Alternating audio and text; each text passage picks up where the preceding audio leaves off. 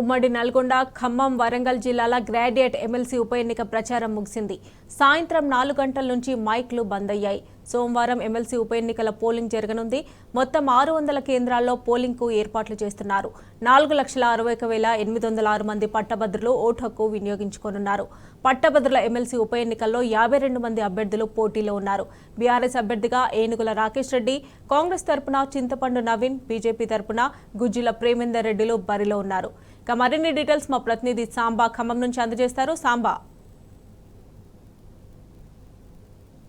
MLC ఎన్నికలకు సంబంధించినటువంటి ఉప ఎన్నిక ప్రక్రియ మొదలవుతుంది. ఎందుకంటే గత కొద్ది రోజులుగా ప్రచారంలో దూసుకుపోతున్నటువంటి అభ్యర్థులకు సంబంధించినటువంటి ప్రచార గడువు సాయంత్రం 4 గంటలతో ముగిసిన సందర్భంలో ఎల్లుండి పోలింగ్ కేంద్రానికి సంబంధించినటువంటి ప్రక్రియను అధికారులు వేగవంతం చేశారు.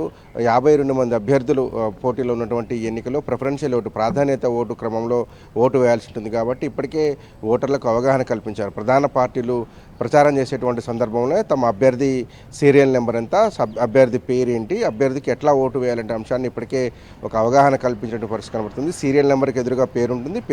పేరు పక్కనే ఉన్నటువంటి బాక్స్ ఏదైతే ఉంటుందో అందులో కేవలం ప్రయారిటీ ఓటు 1 అనే అంకెని మాత్రమే, అంకె కూడా మళ్ళీ పైన కింద పెట్టకుండా కేవలం ఇట్లా గీత మాత్రమే వేయాలనేటువంటి ఒక సూచన వివిధ పార్టీల నుంచి వచ్చింది. అట్లాగే మనం చూసినప్పుడు ఖమ్మం జిల్లాలో, ఉమ్మడి ఖమ్మం జిల్లాలో చూసినప్పుడు ఖమ్మం జిల్లాలో 118 పోలింగ్ కేంద్రాలను ఏర్పాటు చేశారు. ఇందులో 83,600 మంది గ్రాడ్యుయేట్ ఓట్లు నమోదు చేసుకున్నారు. అంటే గ్రాడ్యుయేట్లు లేరా అంటే ఎక్కువ మంది గ్రాడ్యుయేట్స్ ఉన్నప్పటికీ కూడా ఓటు నమోదు చేసుకునే అంశంలో కొంత జాప్యం జరిగినట్టు కనపడతా ఉంది.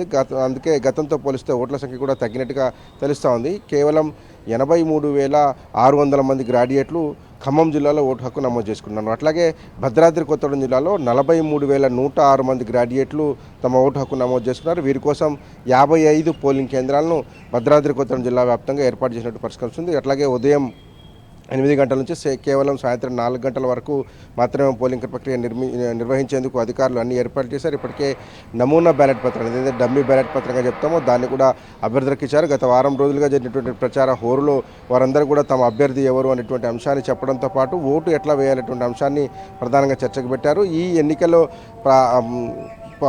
ప్రచారం గడువు ముగిసినప్పటికీ కూడా ఇంకా సైలెంట్గా అంటే ఓటర్లను కలిసేటువంటి ప్రక్రియ కొనసాగుతుందని చెప్పేసుకోవచ్చు. ప్రధానంగా అభ్యర్థులు ఎవరు, వారి గుణగణాలు ఏంటి, ఏం చూసి ఓటేయాలనేటువంటి అంశాన్ని ప్రధానంగా చర్చకు పెట్టేటువంటి పరిస్థితి కనబడుతుంది. పెద్ద ఎత్తున, ఎందుకంటే గ్రాడ్యుయేట్స్ అంటే థింకర్స్, అట్లాగే డిసైడింగ్ ఫ్యాక్టర్స్, సమాజంలో జరుగుతున్నటువంటి రాజకీయ అట్లాగే ప్రజాస్వామిక ప్రక్రియ మీద పూర్తి అవగాహన కలిగినటువంటి వాళ్ళు గ్రాడ్యుయేట్లు. కాబట్టి ఈ గ్రాడ్యుయేట్ ఎన్నికను లో జరిగేటువంటి పోలింగ్ ప్రక్రియను చాలా ఇంపార్టెంట్గా చూస్తారు.